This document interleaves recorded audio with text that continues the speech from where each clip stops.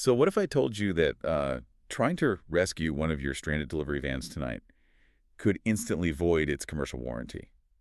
Like, trigger a $15,000 repair bill before the sun even comes up. Yeah, it's a terrifying thought, right? And it happens. It does. I mean, if you're managing a commercial fleet or, coordinating logistics for a regional delivery network, you know that absolute dread of a 2 a.m. dead battery call. Oh, the worst. Right. You get that ping on your fleet management dashboard. One of your high-top electric cargo vans, or maybe it's a rideshare driver pulling a graveyard shift, is just dead on the shoulder of Interstate 5. The battery is hit absolute zero. Zero propulsion. Completely gone. Yeah. And of course, it's pouring rain in the Pacific Northwest. Visibility is terrible. And the operational clock on your entire morning distribution route is suddenly just ticking very, very loudly. Yeah, you can feel the stress just talking about it. Exactly. And your first instinct, the reflex we've all been trained to have for 100 years of automotive logistics, is to call a heavy-duty tow truck. But that instinct right there is the trap. It really is. I mean, it is the ultimate operational landmine. You think you're solving a localized crisis, right? Like getting a driver off the side of a dangerous highway, but you're actually initiating this massive cascade of financial and mechanical failures. Because it's not the same as the old diesel trucks. No, not at all.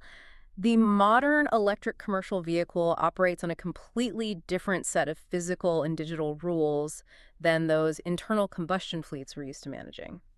Applying a 20th century recovery protocol to a 21st century asset, it doesn't just fail. It actively destroys the asset. Which is wild. And that structural failure in our logistics network is exactly what we are tearing into today for this deep dive. We're pulling from a very specific boots-on-the-ground stack of intelligence today. Yeah, some really eye-opening materials. We've got the Portland Mobile EV Rescue Guide, alongside some incredibly detailed dispatch protocols and operational white papers from PortlandMobileLeafCharging.com. And, we're focusing on the Pacific Northwest, specifically those Portland and Vancouver corridors. Right, but it's not just a local issue. Exactly. The localized data we're looking at is really the canary in the coal mine here. The systemic failures happening there right now are highly predictive of what you, as a fleet manager, will face in Atlanta, Chicago, or Dallas over the next 36 months. It's coming everywhere. So our mission today is to deconstruct this massive, glaring gap between the theoretical charging infrastructure that was sold to the enterprise market and the harsh asphalt realities of actually trying to keep a commercial EV fleet moving. And, before we even get into the solutions, we really need to diagnose the root of the problem, which is basically the illusion of the modern EV infrastructure. The illusion. I like how you phrase that. Well, it is. Think about it. The Pacific Northwest is always held up as this green utopia, right? The absolute vanguard of electric vehicle adoption. Oh, yeah, totally. The poster child. Right. And if you open any standard fleet routing software right now, the map of Portland and Vancouver is just absolutely saturated with charging waypoints. It looks great. Your algorithms are looking at that map and making aggressive efficiency calculations based on the assumption that all those waypoints are viable. But the source documents we're reviewing today paint a drastically different picture of the reality on the ground. Completely different. They describe the infrastructure not as this robust utility grid, but as a highly volatile work in progress. Yeah, work in progress is doing a lot of heavy lifting there. Right. And if you're running B2B logistics, you know that work in progress is just a polite corporate synonym for fundamentally unreliable. Exactly. The guide details what they call the no-charger reality. Let's unpack that a bit. What does the no-charger reality actually look like for a driver? Well, we're talking about broken level 3 fast chargers in Vancouver that sit offline for weeks, sometimes months, just waiting for proprietary replacement parts easily. And then you look at Portland, and we're looking at gridlocked charging clauses where the queue is an hour deep just to get a handle. Just plug in. Yeah. And the guide heavily emphasizes the epidemic of icing. Icing. That's when internal combustion engine vehicles park in EV spots. Yeah, exactly. A massive dual-axle diesel truck just parked across 3 EV spaces because they wanted to run into a store. The friction here is between digital logistics and physical reality. Okay, break that down for me. How does that friction actually play out for a dispatcher? So your dispatch software makes an API call to a charging network. The network pings back and says, yes, mathematically, there is a charger at this exact GPS coordinate. Right, the computer says it's there. So your system routes a commercial van with maybe 10% battery to that waypoint. But the digital map has no physical awareness whatsoever. You can't see the real world. Exactly. It cannot tell you if the screen on that kiosk was smashed by a vandal last night. It can't tell you if the liquid-cooled cables were stripped for copper wire. Or, like we said, if a landscaping crew is blocking the whole plaza. Which brings us to a really fascinating operational blind spot mentioned in the materials. Because it's not just about broken chargers. It's about why commercial fleets are running out of battery before reaching these waypoints in the first place. Oh, this is huge. Right. You program a route with a safe buffer, say 30 miles of extra range, but the vehicle dies 10 miles short. The sources point to what they call the physics of resistance. Yes, the physics of resistance. This completely wrecks theoretical range calculations. Because we aren't just dealing with a flat test track in a climate-controlled warehouse. Not at all. And this is a critical nuance for logistics managers who are trying to optimize routing. The algorithms often rely on WLTP or EPA range estimates. Which are basically passenger car estimates, right? Mostly, yeah. And they are utterly divorced from commercial realities. Let's just look at aerodynamic drag for a second. Okay, let's do it. A commercial box van or one of those high-roof delivery vehicles, it has the aerodynamic profile of a brick. Literally a brick on wheels. Right. The drag coefficient is massive. And here's the ticker. Aerodynamic drag doesn't scale linearly with speed. It scales exponentially. Wait, exponentially? Yeah. So if your driver hits a clear stretch of I-5 and bumps their speed from 55 to 70 miles per hour just to make up time on their route. Which drivers do all the time. All the time. The energy consumption spikes violently. That 15-mile-per-hour difference doesn't just use a little more battery, it chews through it. Wow. And it's not just speed, is it? The topography of the Pacific Northwest actively fights the battery chemistry. The sources highlight the uphill climbs like navigating the West Hills of Portland or those big elevation changes up toward Vancouver. Exactly. Think about the physics there. Lifting an 8,000-pound commercial vehicle up a sustained grade requires a phenomenal amount of sustained kilowatt output. Just sheer power. Right. And when you combine that sustained torque requirement with the thermal management needs of the battery. No, because of the cold weather. Yeah, the cold, wet Pacific Northwest weather. The vehicle is actively using energy just to keep the battery cells warm enough to accept a charge or discharge efficiently. So it's fighting the wind, it's fighting gravity, and it's fighting the cold. All at once. Your theoretical 20-mile safety buffer evaporates into a 2-mile buffer in a matter of minutes. That is brutal. And when that buffer evaporates, the driver is forced to divert to whatever infrastructure is closest. Which leads us to one of the most glaring case studies in the source material. The airport. Yes, Portland International Airport, PDX. Now, if you are coordinating an executive transport fleet or managing a localized rideshare network, an international airport is your absolute center of gravity. It's where the money is. Exactly. You would assume a major global transit hub would be the ultimate safe haven, right? A fortress of high-speed charging infrastructure. The assumption is totally logical, but the reality is severe.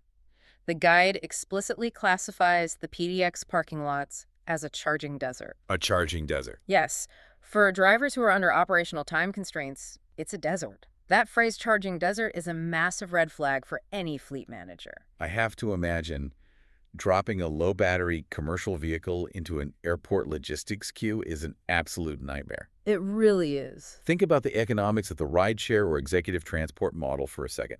Your driver has just spent 45 minutes waiting in a geofenced holding lot for a high-value fare. Right. They've been waiting their turn. They secure the fare, but their state of charge has dwindled while running the cabin heater because it's 40 degrees and raining. Yeah. If the airport is a charging desert, they cannot top up before they make the run. They don't have 3 hours to abandon their queue position, exit the airport, hunt down a functional public charger, and wait. No, they'd lose the fare entirely. And that is the core failure of the public infrastructure model for commercial fleets. It's just not built for them. Exactly. Public charging is built for the consumer timeline, where stopping for 40 minutes, going inside, and getting a coffee is acceptable. A nice little break. Right. But commercial logistics cannot absorb that kind of unstructured downtime. The demand at major hubs like PDX vastly outstrips the reliable supply of high-speed connectors. And this unreliability fundamentally alters your business model. It shifts the burden of maintaining the electrical grid's inadequacies directly onto your P&L sheet. That's a great way to put it. You're no longer just managing vehicles and human capital. No. You are being forced to manage the statistical probability of infrastructure failure. So what does this all mean? It's like playing a game of supply chain roulette.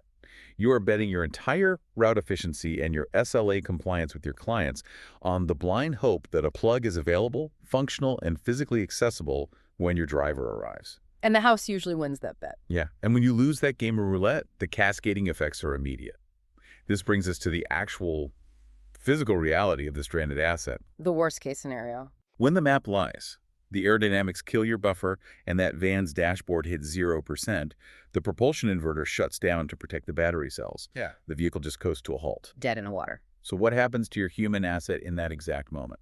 Well, this is where we transition from a logistics problem to a very high-stakes liability scenario. Yeah, the safety aspect. The sources heavily emphasize the safety equation. They outline the severe realities of being stranded in the rain at 2 a.m. on a high-speed arterial like Interstate 5. The specific assertion in the text is, and I'm quoting here, "Every minute you wait is a minute you're unsafe." And if you are running a business right now, safety is not merely an HR compliance checklist. It is an existential financial liability. Oh, massive liability. Let's look at the physics of a vehicle dead on the shoulder of I-5 at night.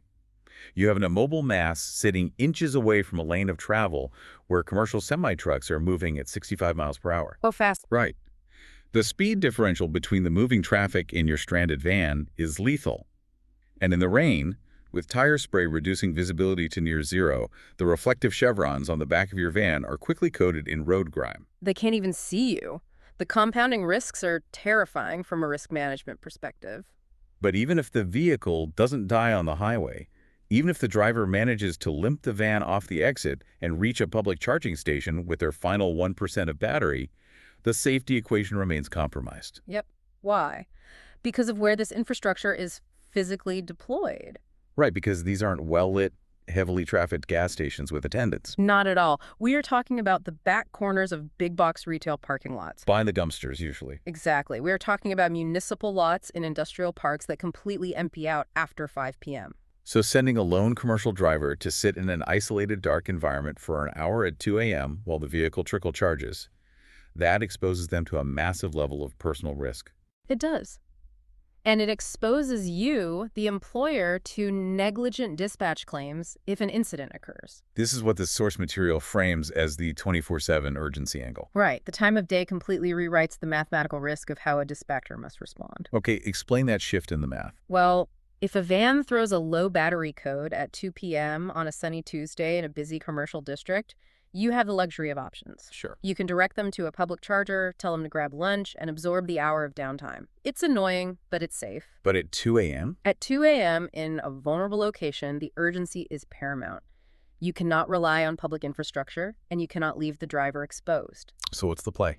This is why the documents argue that a rapid response mobile team, specifically citing the network reachable at 503XXXXXX, fundamentally changes the dynamic of the event. Because you are dispatching a controlled solution directly to the point of failure, rather than forcing the vulnerable asset to navigate to a potential dead end. Exactly. You bring the safety to them. It downgrades a life safety crisis into a managed operational delay. That's a huge distinction for a fleet manager. But this brings us to the elephant in the room.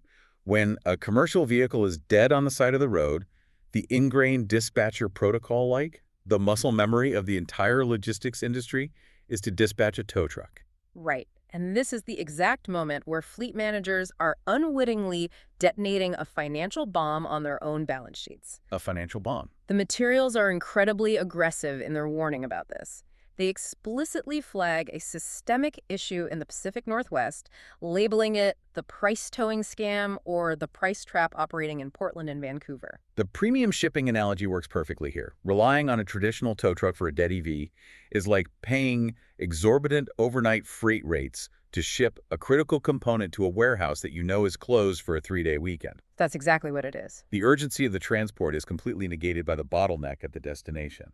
So let's break down the financial mechanics of this trap. Okay, let's run the numbers. If a dispatcher calls a heavy-duty wrecker to move an 8,000-pound electric van, the initial hookup and mileage fees are already astronomical at 2 a.m. You are looking at hundreds of dollars just to get the vehicle off the shoulder, sometimes $500 or $600 depending on the company. But the critical failure point isn't the origin of the tow, is it? No, it's the destination. Where exactly is that tow operator taking the commercial EV? They certainly aren't dropping it at a fast-charging plaza. Definitely not. Those plazas are designed for active charging. They have tight turning radiuses, specific parking demarcations. Concrete bollards everywhere. Right. Zero allowance for a heavy-duty flatbed to just drop a dead, immobile box van blocking 3 stalls. The infrastructure physically rejects the recovery method. So if they can't take it to a charger, where does it go? The default destination for a towed, dead EV becomes the local dealership. And this is where the financial bleeding truly begins. Oh, yeah. Because dealerships are retail operations. They are scheduled maintenance facilities. They are not emergency rapid charging hubs designed to support commercial fleet logistics. The text points out that the vehicle will simply sit there for days. If you drop a commercial van at a dealership drop box at 3 a.m. on a Saturday, Forget about it. it is going to sit untouched until the service manager gets around to it on Monday or Tuesday. Your asset is effectively held hostage by a service queue for a problem that requires zero mechanical repair. It just needs electricity. Exactly. Just plug it in. But imagine the dashboard view for a fleet manager. You are looking at your telematics screen, tracking a $60,000 asset via GPS. And it's just a dot on a map. A dot that isn't moving. You can see it sitting perfectly still on a dealer lot for 72 hours. While you're still paying for it. Right. You are paying the monthly lease on that vehicle. You are paying the commercial insurance. You are likely paying a driver who now has no route. And you are losing thousands of dollars in unfulfilled delivery contracts or rideshare fares. You are bleeding revenue. You paid a huge premium for the tow, and the vehicle still hasn't received a single kilowatt of power. The downtime cost completely dwarfs the towing costs. Oh, it really does. But, even if we ignore the financial hostage situation for a moment, which is hard to do, the source documents reveal a mechanical threat that is far more terrifying. This is the part that keeps managers up at night. This is the $15,000 repair bill I mentioned at the top of the show. We need to do a deep dive into the physics of drivetrain damage, because this is a blind spot that is actively destroying commercial fleets. The Portland Mobile EV Rescue Guide contains a critical warning regarding high-end EVs here. It specifically cites platforms like Rivian's and Tesla's, which are increasingly being adopted for commercial use. Right, we're seeing a lot more Rivian vans delivering packages. Yep. And the guide states unequivocally that standard tow trucks are incredibly unsafe for these vehicles, and that improper towing can literally, their words, fry your EV's drivetrain. Fry the drivetrain. To understand why, we have to strip away all our assumptions about how cars roll. You have to forget everything you know about internal combustion. Right. In a traditional diesel delivery van, you have a mechanical transmission. When the vehicle dies, the tow operator climbs in, forces the transmission into neutral, and mechanically decouples the drive wheels from the engine. The wheels can spin freely indefinitely. You can drag that van onto a flatbed or tow it with its rear wheels on the ground, and the engine remains static. Nothing happens. But electric vehicles do not possess a mechanical neutral gear in that traditional sense. The propulsion architecture is fundamentally different. How so? Walk us through the engineering. Most commercial EVs utilize permanent magnet motors or highly integrated induction motors that are permanently geared to the drive wheels through a single-speed reduction gear. Okay. So when the wheels of an EV turn, the motor's rotor is physically forced to spin inside the stator. There is no physical decoupling. Under normal operating conditions, this permanent mechanical link is actually a massive advantage. Right. Oh, absolutely. It is the basis of regenerative braking. When the driver lifts off the accelerator, the turning wheels force the motor to act as a generator. It converts the vehicle's kinetic energy back into electrical current. Exactly. And the battery management system, the BMS, carefully routes that current back into the high-voltage battery pack to extend your range. But we are not talking about normal operating conditions here. No, we are talking about a dead vehicle. When a high-voltage battery is depleted, or if the 12-volt system fails, the vehicle's computer completely shuts down. Those are... And the BMS opens the high-voltage contactors, right? Right. Contactors are essentially massive physical switches. They open to isolate the battery and protect it from deep discharge or thermal events, so the battery is completely locked out. Okay, so picture the scenario on I-5. The dispatcher sends a standard wrecker. The tow operator, who perhaps is inexperienced with commercial EV architecture, Which is common. hooks up the van and starts dragging it down the highway with its drive wheels on the ground. This is where disaster strikes. As soon as those wheels start turning, They are mechanically forcing the electric motors to spin.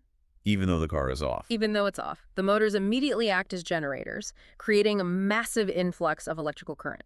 But the battery is lockout. Exactly. Because the BMS is offline and the contactors are open, that electricity has nowhere to go. It cannot enter the battery. So it hits a brick wall. It hits a brick wall. The kinetic energy generates massive electrical backfeed that slams directly into the vehicle's power electronics, specifically the inverter. And the inverter is not built for that. No, the inverter is designed to carefully manage the flow of AC and DC current, not to absorb a catastrophic unmanaged surge of raw power. This backfeed causes immediate thermal runaway within the inverter-sensitive components. Wow. You are literally melting the internal circuitry of the drivetrain simply by moving the vehicle. I can hear dispatchers pushing back on this right now. They are thinking, well, I would never authorize a wheel lift tow. I always specify a flatbed for our EV fleet. The tow operators know this. Yeah, that's what everyone says. But let's look at the actual logistics of getting a flatbed at 2 a.m. The theory of a flatbed is totally sound. The execution is incredibly flawed. First of all, heavy-duty flatbeds are scarce. Very scarce. At 2 a.m. in the rain, they are usually contracted out by the highway patrol to clear major multi-vehicle accidents. You are going straight to the bottom of their priority list. So you're waiting hours. And when a truck finally does arrive, it is often a standard wrecker with the stinger, because that's what was available, and dispatch just wanted to clear the call. And even if you do secure a flatbed, the physics of loading a dead commercial EV are perilous. Terrifying, honestly. We have an 8,000-pound vehicle with locked wheels. You cannot put it in neutral. Right. So the operator has to drag this dead weight up the wet steel incline of the flatbed using a winch. They have to use plastic skates or go-jacks under the tires. In the pouring rain. On the shoulder of a highway with a steep camber, while semi-trucks blow past, creating massive wind wakes. Those skates slip. The vehicle slides. It is a highly dangerous, time-consuming operation. And what if your van is stranded in a subterranean parking garage? Or a low-clearance urban loading dock? A heavy-duty flatbed physically cannot enter the structure. It won't fit. Which brings us to the most insidious part of this mechanical failure. If a tow operator drags your vehicle, even just a short distance, say, to get it out of that parking garage so the flatbed can reach it, and they fry the inverter. You might not know immediately. Right. But when it finally gets to the dealership, what happens? The manufacturer's technicians will pull the telemetry logs. They can see everything. The vehicle's computer records everything. They will see that the motors generated a massive voltage spike while the vehicle was in a powered-down state. They will know instantly that it was improperly towed. And they don't cover that. No. They will stamp your file, completely void your commercial warranty, and hand you a $15,000 bill for a replacement drive unit. The attempt to rescue the asset is precisely what destroys the asset. It is a complete inversion of the roadside assistance model. It's madness. This is where the source materials pivot from diagnosing the problem to presenting the operational solution. The mandate from the Portland Mobile EV Rescue Guide is elegant in its simplicity. Keep the wheels on the ground. Keep the wheels on the ground. Never move a dead EV. You must bring the power to the vehicle. And this requires a really deep dive into what the materials call the professional standard of mobile charging. Because fleet managers need to understand that not all mobile rescue services are created equal, right? Definitely not. You cannot just strap a cheap contractor generator from a big box hardware store into the back of a pickup truck and plug it into a $60,000 commercial EV. That's just asking for more trouble. So let's explore how this mobile charging technology actually functions, because the sources point to a very specific tier of equipment required for commercial operations. Yeah, the enterprise-grade stuff. The guide references the necessity of specialized systems, and in the industry, this is often characterized by the use of enterprise-grade hardware, like the Evro Hero equipment platforms. Right, as opposed to amateur setups or lower-tier systems like eRescue. So what is the fundamental difference in the physics of the power being delivered? Why does the equipment matter so much? It all comes down to the architecture of the power wave. Commercial EVs are equipped with highly sophisticated onboard chargers, or OBCs. Okay, what does the OBC do? The OBC's job is to take the alternating current, the AC coming from a plug, and convert it into direct current, DC, to actually store in the battery. Got it. These OBCs are incredibly sensitive pieces of tech. They expect clean, stable power from the municipal grid. Grid power operates on a perfect smooth curve, right? A pure sine wave. Correct. But if a roadside rescue company shows up with a substandard generator or a cheap inverter system, it produces what is known as a modified sine wave. And what does that look like to the computer? The electrical output is blocky, jagged, and highly unstable. In electrical engineering, this instability is measured as total harmonic distortion, or THD. So what happens if you feed dirty power with a high THD into a commercial EV? The vehicle's computer will instantly reject it. Just flat out refuse it. Yep. The OBC will detect the unstable wave, assume there is a catastrophic fault in the power supply, and refuse to close the contactors to protect the battery pack. It's defending itself. Exactly. The vehicle simply will not charge. You are stuck on the side of the road with a very loud generator and a van that is still dead. This is why the standard matters. The premier mobile services, utilizing systems akin to the eRoad Hero architecture, generate pure sine wave power. Yes. We are talking about specialized, often battery-buffered, mobile charging units that deliver power with a total harmonic distortion of less than 3%. That number is key. A THD of less than 3% is critical. Honestly, it is often cleaner and more stable than the power coming out of a wall socket in an old industrial building. Wow. So when a rapid response unit from PortlandMobileLeafCharging.com arrives and plugs into your stranded delivery van, the vehicle's computer analyzes the incoming power, sees a perfectly clean sine wave, and immediately initiates the charging handshake. The contactors close? The power flows efficiently, safely, and rapidly, getting the vehicle operational without any risk of rejection or electronic damage. Which is exactly what you need. And this technical capability perfectly bridges us into the ultimate B2B concern here, fleet ROI and the commercial uptime imperative. The bottom line. The materials focus aggressively on the business metrics of the Portland and Vancouver markets. They address local enterprise fleets, logistics coordinators, and professional rideshare operators with a singular, unyielding mantra. If you're not driving, you're losing money. If you're not driving, you're losing money. Commercial uptime is the metric by which fleet managers live or die. It is the only metric that really matters at the end of the day. In the legacy internal combustion model, fuel is ubiquitous. Refueling takes 5 minutes. But in the current fractured EV infrastructure model, energy procurement is a major logistical hurdle. Right. If a driver hits 15% battery and has to divert off-route to hunt for a functional public charger, that is active downtime. The driver is on the clock, burning payroll, but the vehicle is not generating revenue. It isn't moving freight, and it isn't moving passengers. But the strategic brilliance of the mobile charging model is how it weaponizes downtime to your advantage. The guide explicitly notes that for professional drivers, the mobile service can be dispatched to their location while they take a mandated break. This completely rewrites the efficiency equation. Think about it. Your driver is federally mandated or union mandated to take a rest period. They have to stop anyway. Right. Instead of forcing them to burn active operational time hunting for a charger and then sitting idle while it charges, you overlap the events. That's incredibly smart. The driver parks in a safe, convenient location to take their lunch break. The mobile charging unit arrives at that exact location. The power comes to the vehicle while the human asset is resting. It transforms roadside assistance from a reactive emergency expense into a proactive operational efficiency tool. It is a strategic buffer for logistics managers. A strategic buffer, exactly. The source material notes that PortlandMobileLeafCharging.com explicitly positions itself as the secret weapon for PNW pro drivers. And looking at the math, it's obvious why. It allows a fleet manager to operate with much tighter, more aggressive margins of error. If you are managing a fleet, you no longer have to build massive conservative safety buffers into your routing software. You don't have to panic. You don't have to mandate that drivers abandon their routes and seek a charger the moment they drop below 20%, just out of fear of a catastrophic tow bill. Because you have a backup plan.